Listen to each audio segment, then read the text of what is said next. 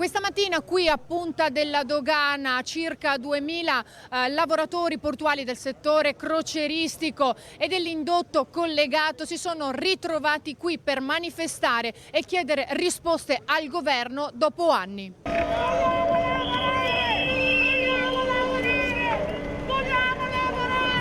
Una situazione che ormai va avanti da più di 10 anni e ormai più di sette governi si sono succeduti, amministrazioni locali non solo, e siamo sempre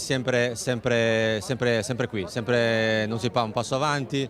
Credo che ormai la situazione sia matura per prendere delle decisioni. Con lo slogan "Ripartire subito", i lavoratori hanno fatto sentire la loro voce sia a terra che in acqua, appellandosi al governo. Dall'Acqua Grande di novembre non stanno lavorando, ovviamente il motivo è il Covid, ma alla ripartenza delle crociere Venezia è stata tagliata fuori e questo è un grandissimo problema e questo ha fatto scattare la scintilla della protesta, della manifestazione.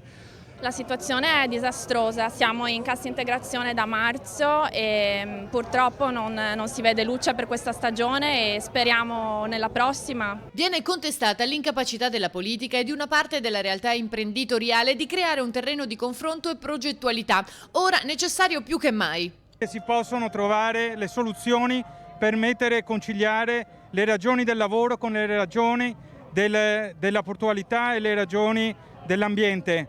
Abbiamo bisogno che i lavoratori tornino a lavorare e possano portare con dignità un reddito alle loro famiglie. Se non entrano le navi muore, ma non muore non solo il discorso crocieristico, ma muore anche il discorso industriale, perché non riescono a entrare le navi per le derrate che fanno funzionare la nostra industria e che permettono comunque alla nostra industria di essere competitiva sul mercato. L'iniziativa è stata commentata dall'autorità portuale che in una nota ha ricordato le attività avviate di recente, come l'erogazione dei primi fondi destinati al sostegno dei lavoratori delle compagnie portuali.